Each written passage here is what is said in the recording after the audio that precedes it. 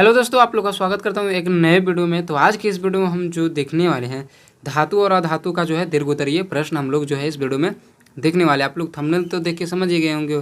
तो हम लोग जो है इस वीडियो में बहुत ही अच्छे से इजी तरीके से एकदम समझते हुए जो है आसान शब्दों में जो है धातु एवं अधातु का दीर्घोत्तरीय प्रश्न जो है इतने अच्छे से आपको करवा देंगे ना कि जितना अच्छा से आपको जो है कोचिंग या स्कूल में नहीं पढ़ाया गया होगा उतना अच्छा से जो है आप इसका दीर्घोत्तरीय क्वेश्चन करते हुए आप लोग समझ जाइएगा, ठीक ना। तो आप लोग वीडियो पे क्लिक ही कर दिए तो वीडियो में बने रहिएगा। इसमें देखिए टोटल जो है इसमें टोटल देखिए कितने क्वेश्चन है। देखिए इधर हो गया 8, यानी कि दीर्घोत्तरीय में जो टोटल क्वेश्चन है वो 30 है। कितने हैं?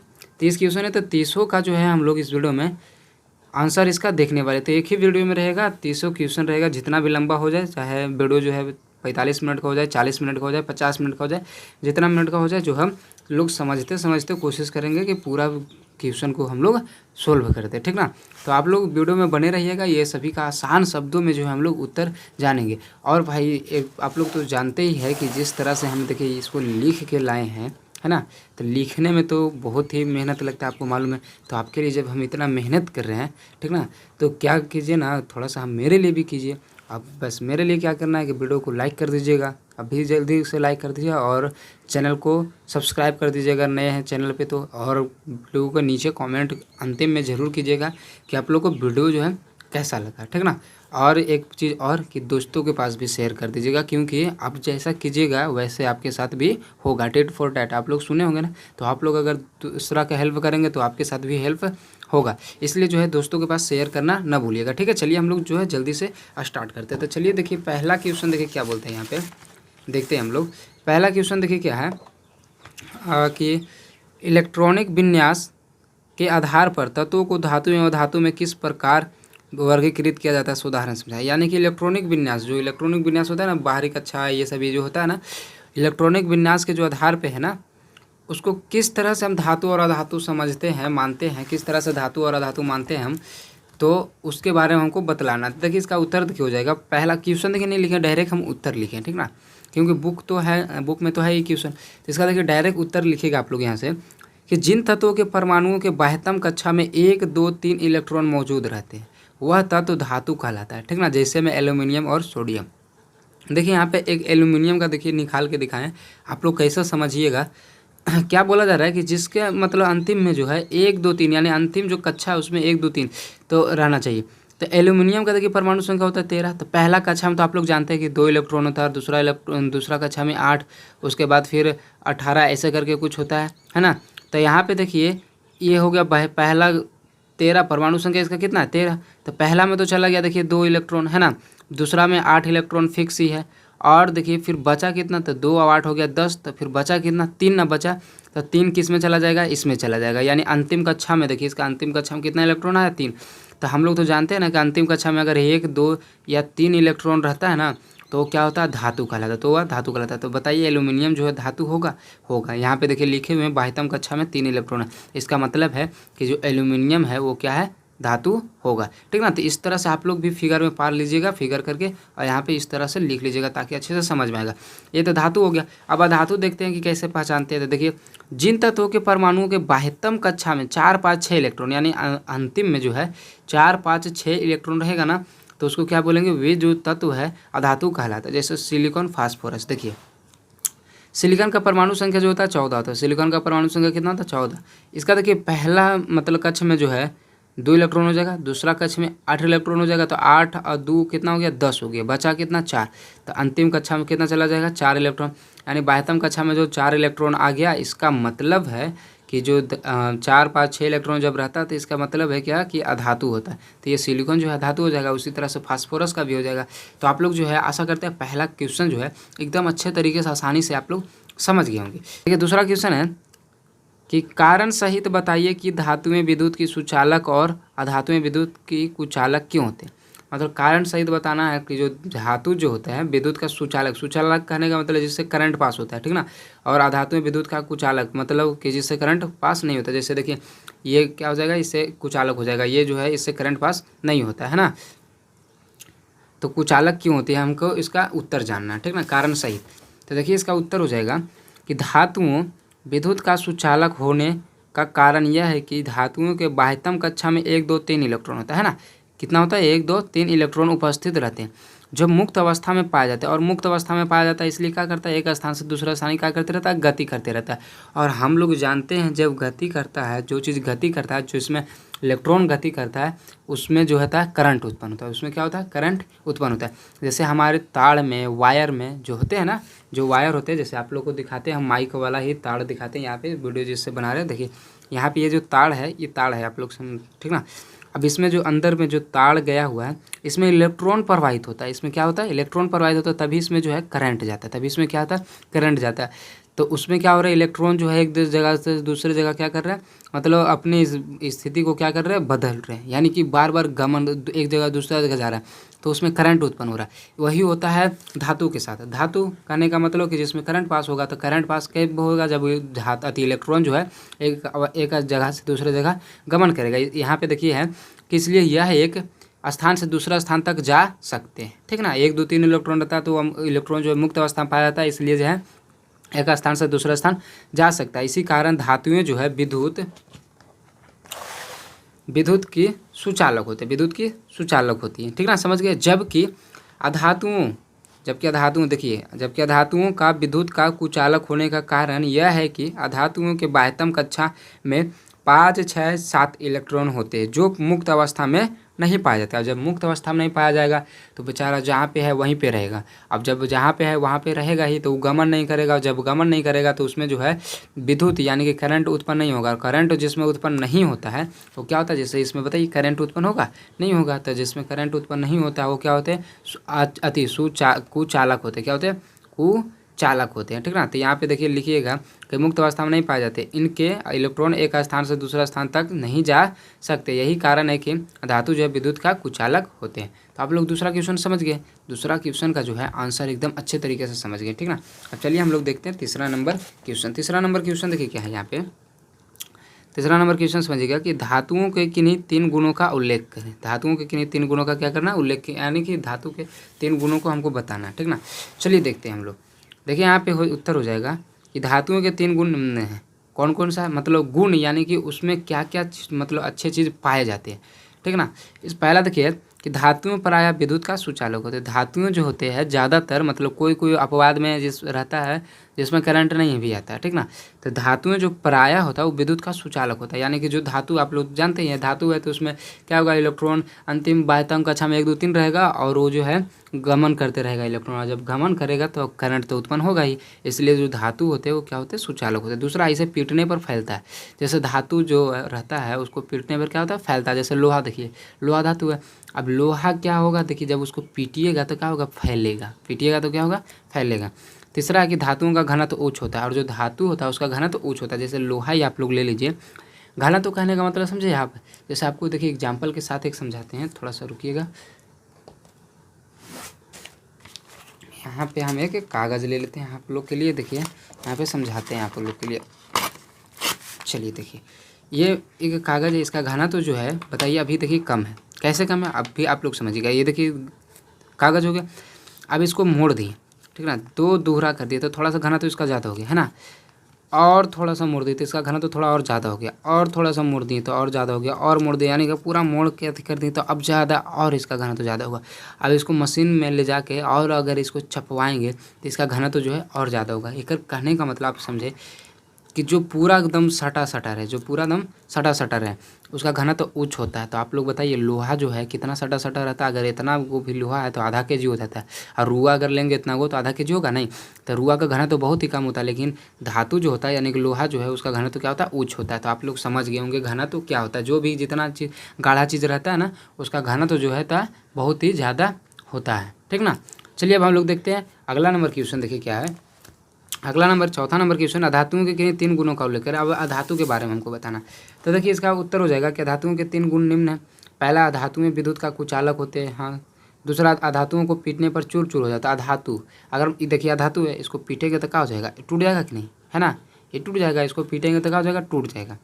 फिर तीसरा, धातुओं का घनत्व निम्न होता है। और अधातु जैसे ये धातु है, ये ज़्यादा मतलब मजबूत तो थोड़ा ना होता है। अगर इसी के समान एक रॉड लेके चल हैं और ये पेन रहे तो दोनों में से कौन ज़्यादा मजबूत रहेगा? ज़्यादा मतलब भार किस में रहेगा? तो लोहा वाला में रहेगा, ठीक ना। तो इसीलिए बोला जा रहा है कि धातुओं का जो घनत्व होता है निम्न होता है, यानी कम होता है। अब चलिए अगला नंबर क्वेश्चन देखते हैं। अगला नंबर क्वेश्चन देखिए, 5वां नंबर क्वेश्चन क्या है कि जस्ता कॉपर सल्फेट के विलयन से तांबा को विस्थापित कर देता है, ठीक ना, किंतु तांबा जिंक सल्फेट के विलयन से जस्ता को विस्थापित नहीं कर पाता, क्यों? देखिए इसका हम लोग रीजन जानते हैं, ठीक ना। देखिए ये हो गया क्या, जिंक हो गया, कॉपर सल्फेट हो गया, देखिए फिर हो गया यहाँ पे ये हो गया। अब देखिए बोल रहा है कि इसका कारण जो है, ठीक ना, इसका कारण यह है कि जस्ता कॉपर से अधिक अभिक्रियाशील है। जस्ता जो है कॉपर से, ये देखिए हो गया जस्ता हो गया, ठीक ना, और ये हो गया कॉपर। तो जस्ता और कॉपर से जब मतलब अभिक्रिया करवाएगा ना तो क्या बनाता है, जस्ता बना देता है, ठीक ना। लेकिन जब कॉपर और जस्ता से अभिक्रिया कराया जाता है तो नहीं बनता है। देखिए यहाँ पे देखिए बन गया, यहाँ पे क्या बना, यहाँ पे देखिए जस्ता बना, यहाँ पे क्या बना, जस्ता। तो वही ना देखिए बोल रहा था यहाँ पे क्वेश्चन कि जस्ता कॉपर, देखिए ये हो गया जस्ता, ये हो गया कॉपर, है ना। देखिए फिर जस्ता कॉपर सल्फेट के विलयन से तांबा को विस्थापित कर देता है। तांबा को क्या करता है, विस्थापित कर देता है, किंतु तांबा जिंक सल्फेट के विलयन से, देखिए यहाँ पे तांबा को विस्थापित कर देता है। देखिए यहाँ पे तांबा को क्या कर दिया, विस्थापित कर दिया। लेकिन देखिए यहाँ पे बोल रहा है, उसके बाद देखिए बोल रहा है, आगे चलते हैं हम लोग देखते हैं, सॉरी थोड़ा सा देखिए। लेकिन यहाँ पे देखिए जब कॉपर और जस्ता को जब किया गया, अभिक्रिया करवाया गया, तो यहाँ पे देखिए कॉपर है, तो यहाँ पे क्या आ गया, जस्ता आ गया। जस्ट इसके उल्टा में देखिए, यहाँ पे जस्ट इसके उल्टा में देखिए, यहाँ पे देखिए जस्ता था तो यहाँ पे भी जस्ता आया, यानी यहाँ पर वाला जो चीज़ होता है यहाँ पे आना चाहिए। तो इसमें तो आया, लेकिन देखिए इसमें नहीं आया। क्यों नहीं आया, क्योंकि देखिए इसका कारण है कि, इसका कारण यह है कि कॉपर जो है, यानी कि ये इसको कॉपर बोलते हैं, कॉपर जो जस्ता से, ये जस्ता है, जस्ता से कम अभिक्रियाशील है, इसी कारण जो है यहाँ पे वो नहीं आ सका, ठीक ना। आप लोग समझ गए। चलिए अब अगला नंबर, 6ठा नंबर क्वेश्चन देखते हैं। 6ठा नंबर क्वेश्चन देखिए क्या है कि द्विधर्मी ऑक्साइड क्या है। द्विधर्मी ऑक्साइड के 2 उदाहरण दे, यानी द्विधर्मी ऑक्साइड क्या है ये बताना, और उसके 2 उदाहरण भी हमको देने। तो चलिए हम लोग देखते हैं। देखिए 6ठा नंबर क्वेश्चन का देखिए यहाँ पे उत्तर हो जाएगा कि धातुओं के वे ऑक्साइड जो अम्लीय और भास्मिक दोनों गुण प्रदर्शित करते हैं, यानी वे ऑक्साइड जो अम्लीय भी होता है और भास्मिक भी होता है ना, यानी दोनों गुण जो है प्रदर्शित करता है, उसे ही द्विधर्मी ऑक्साइड कहलाते हैं। देखिए एकदम आसान भाषा में, एकदम आसान भाषा में लिखा हुआ, आप लोगों को खोपड़ी में एकदम बैठ जाना चाहिए कि मतलब धातुओं के वे ऑक्साइड जो अम्लीय और भास्मिक दोनों गुण प्रदर्शित करता है द्विधर्मी ऑक्साइड कहलाता है। जैसे एग्जाम्पल में देखिए एल्यूमिनियम ऑक्साइड, जिंक ऑक्साइड, ये दोनों जो है कभी अम्ल भी दर्शाता है, कभी भास्मिक भी दर्शाता है, ये भी अम्ल दर्शाता है, ये भी भास्मिक दर्शाता है। बस हो गया, इसी को तो हम लोग द्विधर्मी ऑक्साइड कहते हैं, है ना। ठीक, बहुत ही आसान था। चलिए अब हम लोग देखते हैं 7वां नंबर क्वेश्चन। 7वां नंबर क्वेश्चन क्या है कि भौतिक व रासायनिक गुणों के आधार पर धातु एवं धातु में अंतर स्पष्ट है। यानी पहले हमको देखिए भौतिक गुण पर बताना हमको, धातु और धातु में अंतर, और फिर दूसरा रासायनिक गुण पे बताना, धातु और धातु का अंतर, ठीक ना। तो चलिए हम लोग दोनों देखते हैं। चलिए देखिए भौतिक गुण पे देखिए यहाँ पे है ना, भौतिक गुण आपको दिख रहा होगा, यहाँ पे एक साइड धातु लिखिएगा, एक साइड अधातु लिखिएगा, मतलब जिस तरह से मेरा लिखा हुआ ना कॉपी में, उसी तरह से आप लोग एकदम छाप दीजिएगा। चलिए देखिए धातु प्रायः विद्युत का सुचालक होते हैं। हम लोग तो जानते हैं धातु जो है विद्युत का सुचालक होता है। सुचालक कहने का मतलब करंट पास होता है। अधातुएं जो प्रायः होता है विद्युत के कुचालक होते हैं। धातुओं में एक विशेष प्रकार की चमक होती है। धातु जो होता है एक विशेष प्रकार की चमक होती है। जैसे एल्यूमिनियम देखिए धातु है, उसमें क्या चमक होता है कि नहीं। अधातु में ऐसी कोई चमक नहीं होती। बताइए इस पर टॉर्च मारेंगे तो ये चमकेगा, या धातु है ना। अभी पेन ही मेरे पास है तो पेन का ही एग्जाम्पल हम ले रहे हैं। देखिए फिर हो जाएगा, धातु को पीटने पर फैलता है ना। लोहा को जब पीटेंगे, तांबा को जब पीटेंगे, सोना को जब पीटेंगे तो क्या होता है, वो फैलता है ना। एल्यूमिनियम को जब पीटेंगे तो क्या होता है, वो फैलता है। लेकिन अधातु को पीटते हैं तो चूर चूर हो जाता है। धातु को पीटते हैं तो क्या होता है, चूर चूर हो जाता है। जिस तरह से देखिए आप लोग, ये क्या है, अधातु है। ये शॉर्पनर जो है क्या है, अधातु है। अब इसमें देखिए जो लगा हुआ ये जो लोहा का कटिंग है, ये देखिए चमक रहा है ना। ये देखिए चमक रहा है तो क्या है, ये देखिए धातु हो गया। ये भी, इसका नट भी धातु हो गया। लेकिन ये सभी जो ब्लैक ब्लैक आपको दिख रहा है प्लास्टिक का, ये हो गया धातु। जब इसको मारेंगे तो क्या हो जाएगा, ये चूर चूर हो जाएगा। लेकिन इसके अंदर जो लोहा है, इसको पे क्या मारेंगे तो चूर चूर होगा नहीं, ये फैल जाएगा या तो टूट जाएगा, लेकिन चूर चूर नहीं होगा। अब देखिए अगला है चौथा, कि धातुएं साधारण ताप पर प्रायः ठोस होती है। धातु जो है साधारण ताप पर, यानी थोड़ा सा अगर गर्म करेंगे ना तो ठोस ही रहेगा। ये नहीं कि पिघल जाएगा तुरंत, नहीं। जैसे मान लो चलिए लोहा को ही गर्म करते हैं, या तो सोना चांदी ये सभी को ही गर्म करते हैं, तो क्या होता है कि ज़्यादा मतलब थोड़ा ना मतलब गल जाता है। या थोड़ा सा मतलब 100 डिग्री दिए तो क्या वो पिघल जाएगा, नहीं। लोहा जो होता है बहुत उच्च ताप पे पिघलता है। परंतु अधातु जो होता है साधारण ताप पे ठोस या गैस बन जाती है। अब देखिए इसको क्या करेंगे इसको क्या करेंगे हम लोग, अगर थोड़ा सा भी मतलब आग में अगर डाल दें तो ये तुरंत पिघल जाएगा, यानी कि ठोस या तो गैस हो जाएगी। अब देखिए पांचवा हो जाएगा कि धातुएं आघातवर्धनीय तथा तन्य होती है। धातुएं जो आघातवर्धनीय यानी कि मार सकते हैं इसको, ठीक ना, तथा तन्य होती है और मजबूत होती है। लेकिन अधातुएं जो आघातवर्धनीय तथा तन्य नहीं होती, ये देखिए कमजोर होते हैं और इससे जो है मारपीट उतना नहीं कर सकते, और इस पर अगर मार भी दिए तो ये क्या हो जाएगा, टूट जाएगा, लेकिन धातु जो है वो टूटेगा नहीं। चलिए हम लोग देखिए इसको देख लिए भौतिक गुण के आधार पर, है ना, भौतिक गुणों के आधार पर। अब हम लोग देखते हैं इसका रासायनिक गुणों के आधार पर। देखिए आप लोग के लिए कितना अच्छे से लिख के लाए एक एक करके कॉपी में। तो आप लोग जो है वीडियो को अभी तक लाइक नहीं किए तो वीडियो में को लाइक जरूर कर दीजिएगा, ठीक ना। थोड़ा सा कैमरा अच्छा कर लेते हैं। वीडियो को जो लाइक अभी तक नहीं किए हैं तो वीडियो को लाइक जरूर कर दीजिएगा, ठीक ना। और चैनल पे नए तो सब्सक्राइब कर दीजिएगा। आप लोग को देखिए समझाते भी जा रहे हैं। रासायनिक गुण देखिए, यहाँ धातु लिखिएगा, धातु लिखिएगा। इसमें देखिए रासायनिक गुण में पहला कि धातुओं के परमाणु धनायन होते हैं। धातुओं के जो परमाणु होता है वो धनायन होते हैं, और अधातु के जो परमाणु होते हैं वो क्या होते हैं, ऋणायन होते हैं, है ना। फिर धातुओं के ऑक्साइड भास्मिक होते हैं। जो धातु होता है ऑब्जेक्टिव में पूछा जाता है धातुओं का ऑक्साइड कैसा होता है, तो भास्मिक होता है यानी भस्म होता है, ठीक ना। और इसका देखिए क्या होता है, ऑक्साइड कैसा होता है, अम्लीय होता है, अम्लीय होता है, ठीक ना। इसका देखिए तीसरा होता है धातुएं सामान्यतः हाइड्रोजन के साथ संयोग नहीं करती है। धातु जो है हाइड्रोजन के साथ मेल नहीं करती है, संयोग नहीं करती है, लेकिन अधातु जो है वो हाइड्रोजन के साथ क्या करती है, मतलब हाइड्रोजन के साथ संयोग कर सहसंयोजक हाइड्राइड बनाती है, ठीक ना। फिर देखिए इसका पाँचवा हो जाएगा, चौथा हो जाएगा कि धातुएं अवकारक होती है और अधातु जो है ऑक्सीकारक होती है। ये सभी जो है आप लोग को याद रखना, ये सभी जो है ऑब्जेक्टिव नहीं दीर्घ उत्तरीय क्वेश्चन में या लघु उत्तरीय क्वेश्चन में जो है बिहार बोर्ड में केमिस्ट्री में पूछा जाता है। पूछ देगा कि रासायनिक गुणों के आधार पर धातु अधातु में अंतर बताएं, तो आपको ये वाला लिखना पड़ेगा बात, इसलिए आप जो है आपको ये सभी याद रखना पड़ेगा, ठीक ना। अब चलिए हम लोग 8वां नंबर क्वेश्चन देखते हैं। 8वां नंबर क्वेश्चन क्या है, देखिए कि वैद्युत अपघटन विधि से धातु का शोधन किस प्रकार किया जाता है, ठीक ना, किस प्रकार किया जाता है हम लोग ये जानने के। चलिए देखिए इसका उत्तर देखिए हो जाएगा कि इस विधि द्वारा तांबा, zinc, tin, nickel, silver, gold, aluminium आदि धातुओं को शुद्ध रूप में प्राप्त किया जा सकता है ना। इस जो विधि है, कौन सा विधि है, वैद्युत अपघटन, है ना। वैद्युत अपघटन के विधि द्वारा जो हम लोग क्या प्राप्त कर सकते हैं, तांबा को प्राप्त कर सकते हैं, जिंक, टिन हो गया, निकेल हो गया, सिल्वर हो गया, गोल्ड हो गया, एल्यूमिनियम हो गया, ये सभी को जो हम लोग प्राप्त कर सकते हैं, शुद्ध रूप प्राप्त कर सकते हैं, उसमें कोई और चीज़ का मिश्रण नहीं रहेगा। किस तरह से देखिए करते हैं प्राप्त, ये देखिए इसमें अशुद्ध धातु को एनोड एवं शुद्ध धातु को कैथोड के रूप में इस्तेमाल किया जाता है। धातु के एक लवण का विलयन वैद्युत अपघटन का कार्य करता है। विद्युत धारा प्रवाहित करने पर यानी करंट प्रवाहित करने पर एनोड से शुद्ध धातु निकलकर विलयन में जाता है, और विलयन में से उतनी ही शुद्ध धातु कैथोड पर एकत्रित होती है जितनी होती है, ठीक ना। विलेय अपद्रव विलयन में चले जाते हैं, जबकि अविलेय जो है अपद्रव एनोड के नीचे पेंदी में एकत्र हो जाते हैं, और जब एकत्र हो गया तो वही जो हो गया शुद्ध हो गया, और बाकी जो मतलब चला गया वो का हो गया, उसको अपद्रव्य जो है यानी कि खराब पदार्थ को क्या कर देता है, बाहर निकाल के हटा देता है, ठीक ना। ये था देखिए 9वां का उत्तर। अब चलिए हम लोग 10वां देखते हैं, क्योंकि स्पीड जो है बढ़ाना पड़ेगा, क्योंकि 18 मिनट अभी ही हो गया और 8 क्वेश्चन ही हम लोग जो है देख पाए, तो बढ़ाना पड़ेगा स्पीड। देखिए 9वां क्वेश्चन है, वैसे कि 3 धातुओं ऑक्साइड के नाम लिखे जो अम्लीय होता है, मतलब जो अम्लीय होता है, 3 ऑक्साइड के नाम बताना। जल के साथ ऑक्साइडों की अभिक्रिया कैसे होती है, जल के साथ जो ऑक्साइडों की अभिक्रिया कैसे होती है हमको ये भी बताना है, ठीक ना।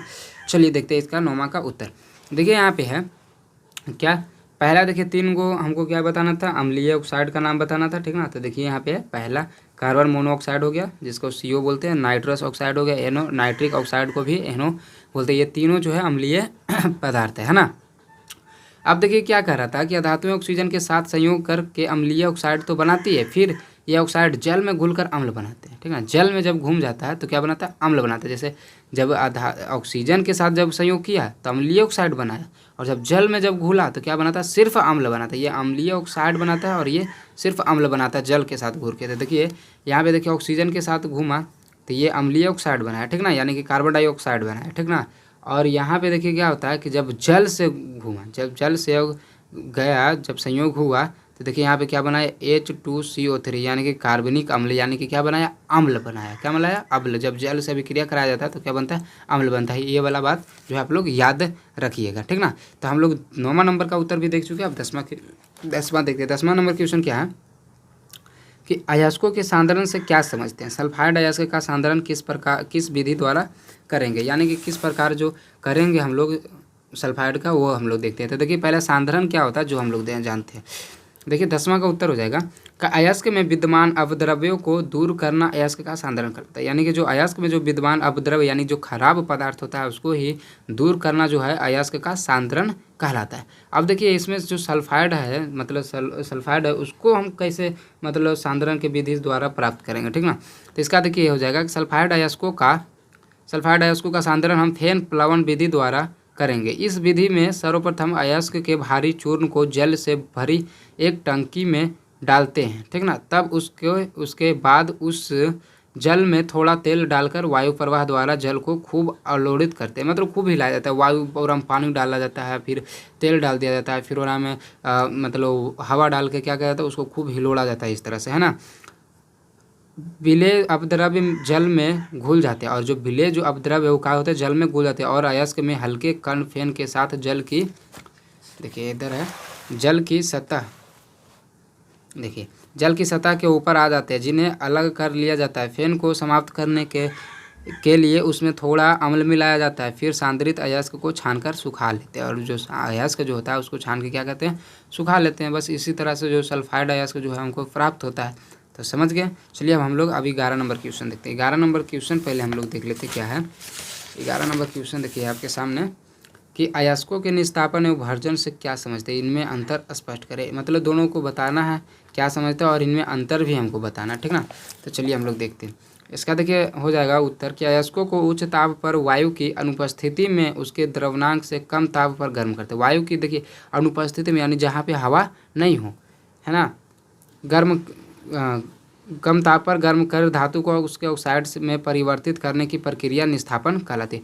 और जो है गर्म करके जो है कम ताप पर गर्म करके धातु को उसके ऑक्साइड में परिवर्तन करने की प्रक्रिया जो है निस्तापन कहलाती है। जबकि सल्फाइड अयस्कों को वायु की पर्याप्त उपस्थिति में, वायु को मतलब जहाँ पे उपस्थित वायु रहेगा वहीं पे जब कार्य करेंगे हम लोग, ठीक ना, तो उपस्थिति में तीव्रता से गर्म करके धातु को ऑक्साइड में परिवर्तित करने की प्रक्रिया जो है भर्जन कराती है। यानी कि अगर अनुपस्थिति में, वायु की अनुपस्थिति में अगर हम लोग जो है परिवर्तित कर रहे हैं अगर ऑक्साइड को, तो क्या कहलाएगा निस्तापन कहलाएगा। और जब वायु की उपस्थिति में जब हम लोग ऑक्साइड को परिवर्तित कर रहे हैं तो क्या कहलाएगा भर्जन कहलाएगा। ये दोनों जो है ऑब्जेक्टिव जो है क्वेश्चन भी बनता है और सब्जेक्टिव तो इससे बनता ही बनता है, प्रत्येक बार पूछा जाता है। आप लोग नहीं तो क्वेश्चन बैंक उठा कर जरूर देख लीजिएगा। निस्तापन और भर्जन में अंतर अधिकतर बार पूछा है, तो आप लोग जो है इसको देखिए याद रखिएगा, ठीक ना। निस्तापन और भर्जन में जो है इसको अंतर याद रखिएगा, ठीक है। चलिए अब हम लोग देखिए इसको यहीं पे जो था वही बात यहाँ पे है, तो आप लोग देख लीजिएगा इसको। चलिए अब अगला नंबर क्वेश्चन देखिए है 12 नंबर क्वेश्चन। 12 नंबर क्वेश्चन देखिए क्या बोल रहा है यहाँ पे कि कारण बताए, यानी कि 1 2 3 4 क्वेश्चन है, इसमें चारों का हमको कारण बताना। पहला देखिए सोना एवं चांदी का उपयोग आभूषणों के निर्माण में किया जाता है, क्यों। सोना और जो चांदी है उसको आभूषण यानी कि जेवर में उपयोग किया जाता है, क्यों। इसका चलिए हम लोग उत्तर देखते हैं। इसका देखिए उत्तर हो जाएगा यहाँ पे कि सोना एवं चांदी उत्कृष्ट धातुएं हैं, है ना। सोना और चांदी क्या उत्कृष्ट धातुएं, आघातवर्धक तथा तन्य होते हैं। आघातवर्धक यानी इसको पे जब चोट मारेंगे ये इस पर यानी कि हीट करेंगे तो क्या होगा ये जल्दी धंसता उठता नहीं है। और तन्य होती है और मतलब मजबूत होती है। ये लंबे समय तक वायु जल अम्लीय तथा क्षारीय पदार्थों द्वारा प्रभावित नहीं होती। ये जो है लंबे समय तक यानी बहुत सालों तक जो है न किसी से मतलब न वायु में रख खुला छोड़ दीजिए या जल में डाल दीजिए या अम्लीय या क्षारीय कहीं पे भी रख दीजिए इसको, ये प्रभावित नहीं होता। बट लोहा जो होता है हवा से तुरंत प्रभावित हो जाता है। हवा जल ये सभी देखते हैं तुरंत जंग लग जाता है, लेकिन सोना चांदी में होता है नहीं। इसलिए जो है सोना चांदी का आभूषण बनाया था। यह ऑक्सीजन से इसकी बंधता काफ़ी कम होती है, जिसके कारण यह ऑक्सीजन तथा नमी से अभिक्रिया नहीं कर पाती है। ये लंबे समय तक अपनी चमक बनाए रखती है। इन्हीं कारणों के कारण सोना एवं चांदी का उपयोग आभूषण के निर्माण में किया जाता है। ये आप लोग समझ गए, इसको देखिए अच्छे से समझ आइएगा आप लोग, ठीक ना। अब चलिए हम लोग देखते हैं इसका दूसरा वाला देखिए क्या बोल रहा था। दूसरा वाला देखिए बोल रहा है कि सोडियम धातु को केरोसिन में डुबाकर रखा जाता है, यानी सोडियम जो धातु है उसको केरोसिन तेल में डुबाकर क्यों रखा जाता है। तो इसका देखिए उत्तर हो जाएगा कि सोडियम धातु ऑक्सीजन के साथ अभिक्रिया इतनी तीव्र रूप से होती है, मतलब जैसे ही उसको निकालेंगे ना, अगर केरोसिन तेल में अगर नहीं डूबा रहा और उसको अगर निकाल लिए तो तुरंत वो जल उठता है, मतलब फट जाता है। अगर उसको गलती से पानी में अगर डाल दिए सोडियम को तो ब्लास्ट हो जाएगा, जैसे बम फटता है ना उस तरह से होता है। तो इतनी तीव्र रूप से होती है कि वायु में इन्हें खुला छोड़ देने पर ये जलने लगती है। इसी कारण सोडियम को केरोसिन में डुबाकर रखा जाता है, जिसके कारण अचानक कोई दुर्घटना ना हो। ठीक ना। अब देखिए इसका देखिए तीसरा है। तीसरा थोड़ा सा अब हम लोग जो है अपना स्पीड बढ़ाएंगे, नहीं तो वीडियो जो है ना वो 1 घंटा 30 मिनट 35 मिनट का हो जाएगा।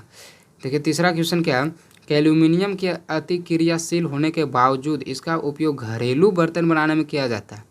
यानी अति क्रियाशील है फिर भी इसको जो है घरेलू बर्तन में ही क्यों उपयोग किया जाता है। जैसे हम लोग का जो घर में जो बर्तन रहता है वो क्या चीज़ का रहता है, एल्यूमिनियम का रहता है। तो क्यों किया जाता है ये हमको जानना है। क्योंकि वो अति क्रियाशील है, वो किसी से भी अभी क्रिया नहीं करता। बताइए उसको देखिए पानी में कितना भी धो देते हैं तो क्या उसमें जंग लगता है। लेकिन लोहा को आप लोग जैसे घर वगैरह में घर बनने के लिए आता होगा, या तो घर वगैरह ये सभी छत पे देखिए जब लोहा निकला हुआ रहेगा ऊपर में तो देखिएगा उस पर जंग लग जाता है। क्यों लग जाता है, क्योंकि वो वायु और जल से अभिक्रिया कर लेता है, जिसके कारण उस पर जंग लग जाता है। देखिए इसका देख लेते हैं एल्यूमिनियम वाला हम लोग कि एल्यूमिनियम एक शक्तिशाली एवं सस्ती धातु, शक्तिशाली भी है और सस्ती भी है। यह ताप एवं ऊष्मा का चालक है, लेकिन ये अति अभिक्रियाशील है, इनमें जंग नहीं लगती है। इन्हीं कारणों के कारण एल्यूमिनियम का उपयोग घरेलू बर्तन बनाने में किया जाता है। ठीक है, ये देखिए हो गया तीसरा। अब हम लोग इसमें एक और है ना चौथा। देखिए चौथा क्या है कि मलिन पड़े तांबा के बर्तनों को नींबू या इमली के रस से साफ़ किया जाता है। ये हमको बताना है। ठीक है, चलिए यहाँ पे देखिए इसका उत्तर देखिए हो जाएगा। यहाँ पे देखिए कि तांबे के बर्तनों की सतह पर एक हरे रंग की परत बढ़े। तांबा का जब बर्तन होता होगा, अब तो नहीं रहता, पहले था, हरे रंग की परत कॉपर कार्बोनेट होती है। जो हरे रंग का जो परत जो बढ़ जाता है वो क्या होता है, कॉपर। पूछा जाता है कि तांबे के बर्तनों पे जो हरा रंग होता है वो क्या होता है। ऑप्शन में दिया हुआ रहेगा 4 को, तो आप लोग याद रखिएगा कि कॉपर कार्बोनेट रहता है। क्या रहता है, कॉपर कार्बोनेट होती है जो भास्मिक होती है, तथा नींबू या इमली के रस में सिट्रिक अम्ल पाया जाता है। और जो नींबू या इमली जो होता है उसमें कौन सा, ये भी पूछा जाता है कि नींबू में कौन सा अम्ल पाया जाता है, तो याद रखिएगा सिट्रिक अम्ल, और इमली में भी सिट्रिक अम्ल पाया जाता है जो अम्लीय होता है, और ये दोनों आपस में भी क्रिया करके उदासीन बना देता है। और जब जो मतलब क्या हो गया, कॉपर कार्बोनेट हो गया, ठीक ना, और इधर से अगर इमली रगड़ेंगे तो ये दोनों जब अभिक्रिया होगा तो क्या होगा, दोनों जो है क्या बना देगा, और दोनों ये देखिए भास्मिक हो गया, कॉपर कार्बोनेट जो है भास्मिक हो गया, और ये क्या हो गया, अम्ल। इधर से जब नींबू रगड़ेंगे तो ये हो जाएगा अम्ल, और भास्मिक और अम्ल को जब रगड़ते हैं यानी कि जब दोनों को मिलाते हैं तो क्या बनाता है, उदासीन बना देता है। उदासीन कहने का मतलब उसका हरा रंग गायब हो जाएगा, यानी कि जिससे तांबे का हरापन क्या हो जाएगा, गायब हो जाएगा। तो ये हम लोग देख लिए 12 में जो 4 क्वेश्चन था, चारों का हम लोग उत्तर देख चुके हैं। अब 13 नंबर हम लोग जो है क्वेश्चन देखते हैं। तो 13 नंबर क्वेश्चन देखिए क्या है।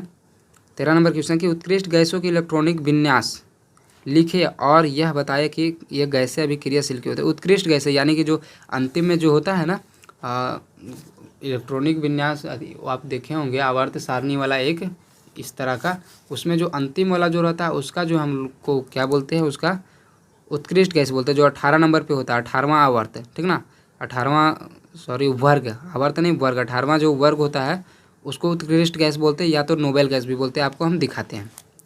चलिए देखिए ये देखिए होता है, इसी को जो helium, neon, argon, krypton, xenon, radon, ये जो अंतिम में आप लोग वर्ग 18 में देखिएगा साइड में इधर लिखा हुआ रहेगा अंतिम में सबसे, उसी को हम लोग क्या बोलते हैं, देखिए आप लोग को यहाँ पे देख रहे हैं ना, ये 18वां वर्ग, ये देखिए helium, neon, argon, krypton, xenon, radon, इसी को हम लोग जो है उत्कृष्ट गैस, ये सभी के सभी गैस है, ये सभी के सभी क्या गैस है, इसी को नोबेल गैस भी कहा था, इसी को क्या कहा जाता है, नोबेल गैस। तो ये ऑब्जेक्टिव में पूछा जाता है कि उत्कृष्ट गैस इनमें से कौन है, उत्कृष्ट गैस इनमें से कौन है। ये 6 में से कोई भी दे देगा आपको ऑप्शन में, और फिर 3 को जो रहेगा इसमें से रहेगा, तो आप लोग इसको याद रखिएगा। ये सब VVI क्वेश्चन है, ठीक ना, इसको जो आप लोग याद रखिएगा। तो जो मतलब उत्कृष्ट गैस है उसका हमको इलेक्ट्रॉनिक विन्यास पता करना है ना, क्या पता करना है, इलेक्ट्रॉनिक विन्यास पता करना।